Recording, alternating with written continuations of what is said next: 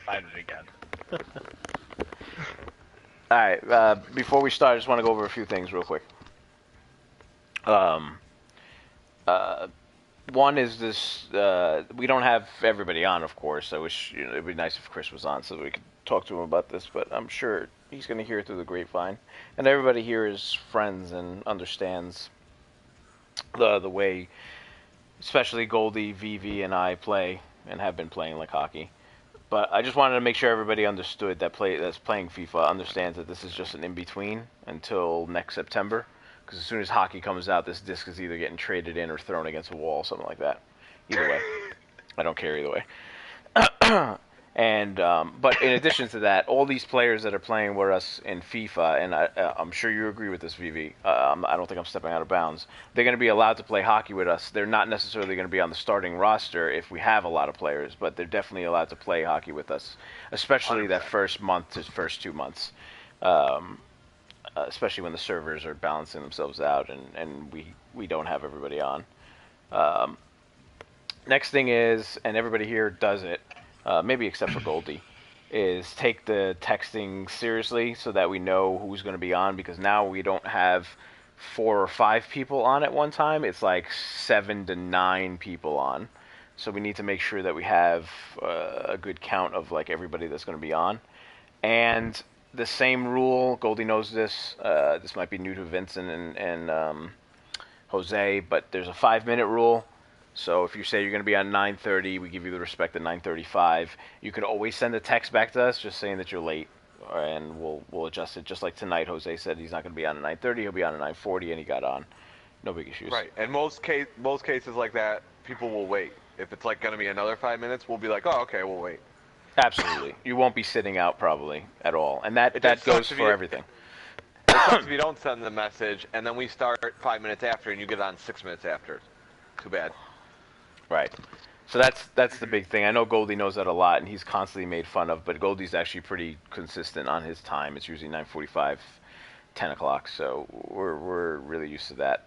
But if he's late, he usually will tell us. We also have teammates in hockey like Fubar that wouldn't tell us what the fuck was going on, and that was always a bad thing. Okay. So now into the FIFA crap. So just quick background. I just went up to Vivi after talking to Jose about FIFA and learning that he plays pro clubs. I went up to Vivi and said, hey, would you be willing to play FIFA, which is something Vivi asked me a while back. But I went back to him and said, listen, are you willing to play FIFA and maybe start up a team, because we just have this gap, and Call of Duty was not filling it for me. I need that itch to be scratched of competitiveness. He agreed, and he was all for it, and everybody else knows what happened. Goldie went out to the fucking store and bought it. Vincent did the same. Everybody was on board, and we're now on a team that has temporarily 9 players. Maybe not 9 consistent players, but definitely a core group of 5 to 6 players a night.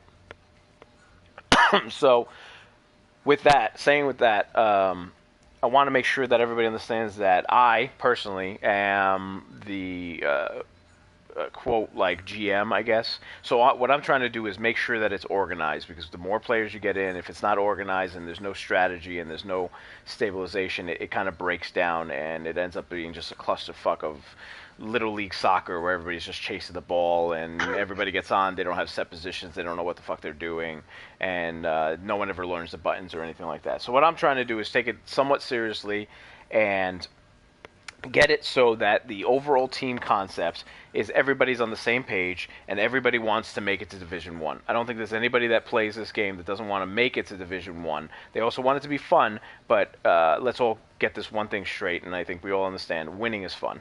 Losing is not fun. So if you win, it's fun. If it's structured and organized, it's going to be fun.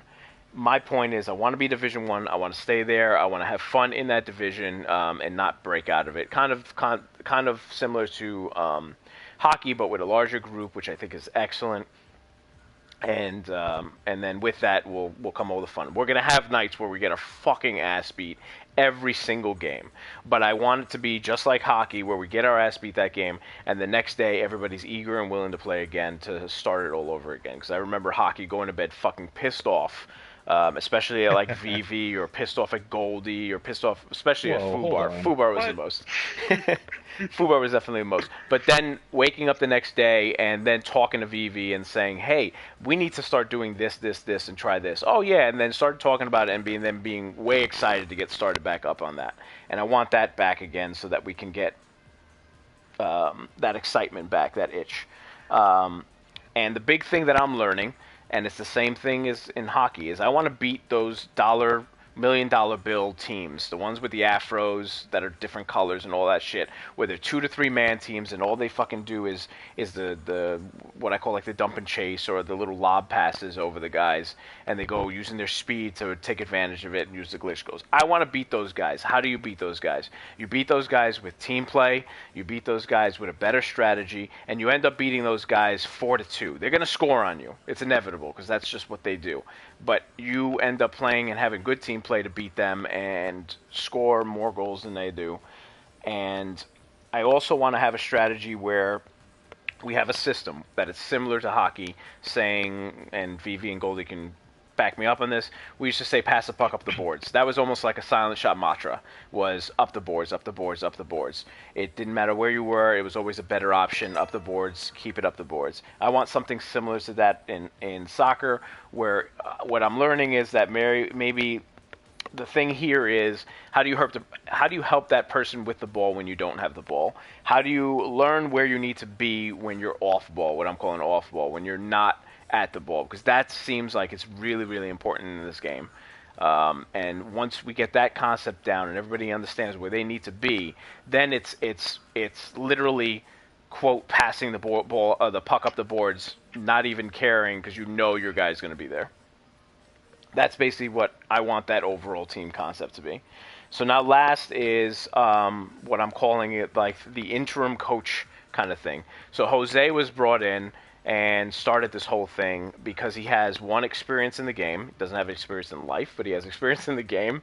He is a big he is a big soccer fan, so the motherfucker actually watches it. I don't know how he does it, but he actually watches soccer and enjoys it. He knows the players, and he knows the formations, he knows strategies, he knows plays, and he knows the biggest thing, like terminology. When he came up to me and I asked, hey, can you change your jerseys and shit? And he said, oh, you mean your kits? That took us 15 minutes to try to explain what the fuck he was talking about, because I had no clue what he was talking about. And then I think the first day I walked in, I said, hey, guys, what do we call this field? And they're like, the pitch? I'm like, all right, I'll write that down because I'm not going to remember that shit. So the terminology and all that crap, Jose knows it. He knows the ins and outs of this game. He's been playing for many years.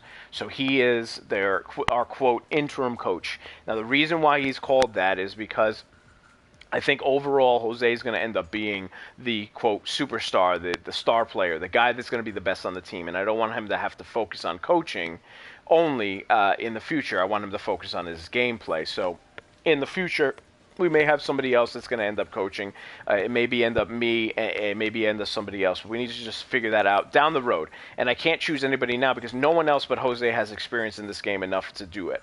And no offense to Goldie, because I know you play a lot too, but I don't think you can. No, I really. No. And you wouldn't want to, right? Exactly. So what Jose's role is, I keep calling him interim coach. It really isn't. He's kind of just like a guidance. He's the guy that's going to tell us what strategy we're going to run tonight. He's the guy that's going to test out formations. He's the guy that's going to test out positions. So there are going to be some nights where he's going to say, Vincent, you're going to play right wing. Del, Vivi, you're going to play the two defensive backs, whatever they're fucking called, left center back or right center back. We're actually going to play defense. That may be a game or two or even 3 or 4. That's just so that we can feel things out, and it's also good experience for us. We may not enjoy it, but it's just so that we can better the team. Eventually, we're not going to be defense, but we'll end up moving around, if that's what Jose wants to do. So he may give us also directions and answer any of our questions. That's a big thing. If you have a question, to ask him, what are you doing in a certain situation? How are you getting the ball so quickly? And I'm talking about you asking Jose, how do I do this? How do I do a cross? What should I be doing in this situation? Hey, Goldie has the ball. Where should I be in this situation? That stuff can be asked to Jose, and hopefully he can get our questions. And then lastly, he's going to fall in line with what our team concept is, because I know he wants to be in Division One and he wants to have fun, but he also wants to run the strategies and have different setups. Eventually, in a few months or a month or two, we'll have starting positions. We'll have guys in where we know where we're supposed to be, and play the way that we want Silent Shot to be. So with that, that's all I really have to say. Thank you for the few minutes that you gave me. Lastly, so I'm going to pass it off to Jose, because I think he already even has some stuff that he wants to go over tonight, even though we don't have a big core. But it's stuff that we can focus on tonight. And remember, this first month is not about winning. I know that's all the fun I was talking about, but it's about learning and getting better in the skills that we have here, and so that each individual can fill a role and play better as a team down the line. So let's not worry too much about giving up goals or anything like that. Let's worry more about what we need to do individually and as a team. All right, Jose, you're up.